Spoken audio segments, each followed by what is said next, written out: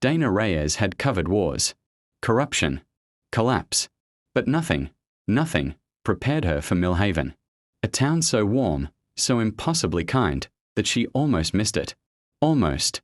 Because in 3 days of conversations, not one person, not the baker, not the sheriff, not the old man feeding pigeons by the fountain, not one of them ever said the word.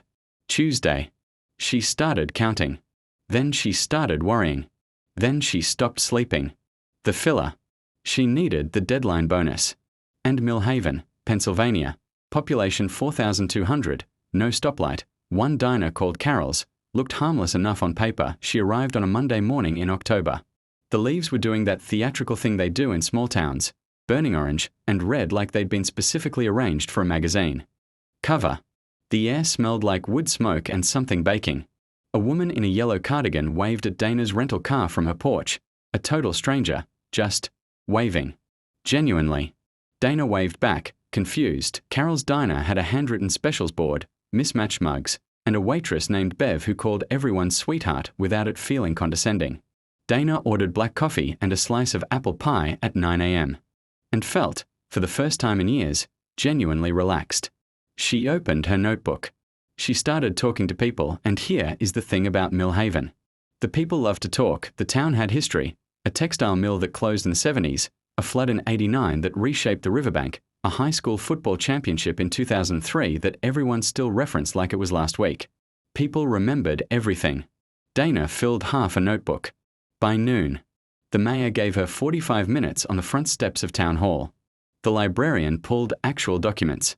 A retired teacher named Harold walked her through the town's entire genealogy from memory, citing specific dates, specific names, specific Wednesdays and Thursdays and Saturdays, going back decades, with the easy fluency of someone who'd told the story 100 times. She didn't notice it then.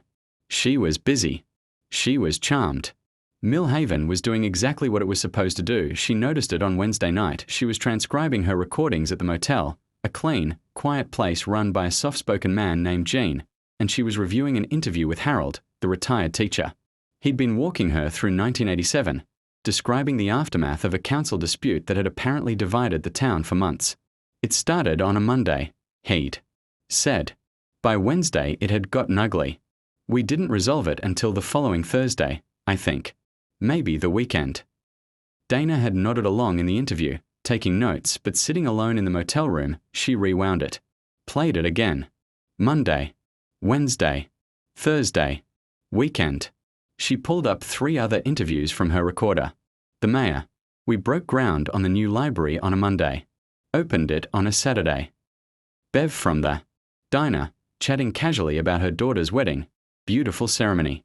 Sunday morning. Reception went until Monday, nearly. The librarian, describing the 1989 flood. It started raining on a Saturday. By Monday, the river had crested. Not one Tuesday. In 8 hours of recorded conversation. Across 7 different people, Dana sat with that for a long moment. Then she told herself she was being paranoid. Small sample size. Coincidence. She was a journalist. She understood confirmation bias better than most.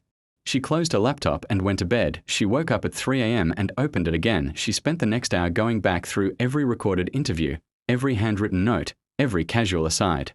She made a list of every day of the week mentioned. Monday appeared 19 times. Wednesday, 14. Thursday, 11. Friday, 9. Saturday, 16. Sunday, 12. She counted twice, certain she'd missed something. Tuesday, 0. She stared at that number for a very long time. Thursday morning, she went back to Carol's diner and sat at the counter and ordered the same black coffee and watched more carefully this time. Bev was talking to a regular, a contractor named Dale, about a job he'd done on a farmhouse outside town. I started. Demo on Monday, Dale said. Didn't get the new drywall in until the end of the week. Dana leaned forward, casual as she could manage. What day was that? Thursday? Friday? Dale looked at her. Something moved behind his eyes. Just briefly. End of the week, he repeated. Smiled. Changed the subject. She tried it 3 more times that day. Direct. Indirect. Slipping it into conversation. Asking outright. She told herself she was testing a theory.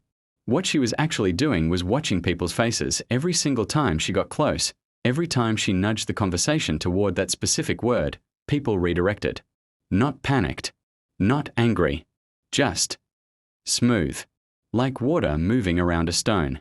Like they'd all been doing it so long they didn't even know they were doing it anymore, or they did know. And they were very, very good at it. That night she drove to the edge of town. She parked on the county road and sat in the dark and thought about what she actually knew versus what she was feeling. She was a facts journalist. She dealt in evidence. What was the evidence? People in Millhaven didn't say the word Tuesday. That was it.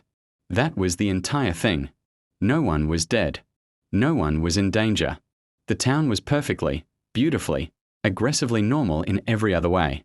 But she couldn't stop thinking about Dale's eyes. That flicker. That quarter second of something. She called her editor. Got his voicemail. She said, "I'm staying through the weekend.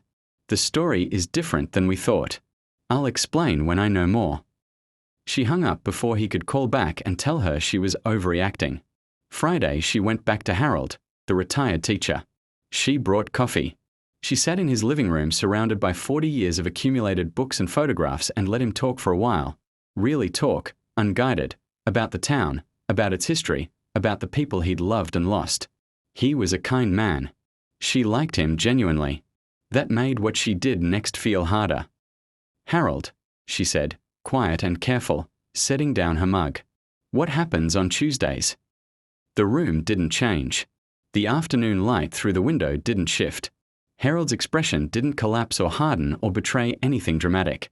He just looked at her for a long, still moment, the way a person looks at someone who has just said something that cannot be unsaid, and then he picked up his own mug and took a slow sip and said, "You've been here long enough to notice." It wasn't a question. "Yes," Dana said. Harold set down his mug. He folded his hands in his lap. He looked out the window at the burning October leaves, and he was quiet for so long that Dana held her breath without realizing it. "There are things a town carries," he said finally. "Things that happened. Things that don't need to be carried into every week, into every conversation, into every ordinary day. Some towns put up monuments. Some towns write it in books." He paused. "We just agreed a long time ago to let one day rest. What happened?" Dana asked. Barely a whisper, Harold looked back at her. And for just a moment, just one long, human moment, she saw it.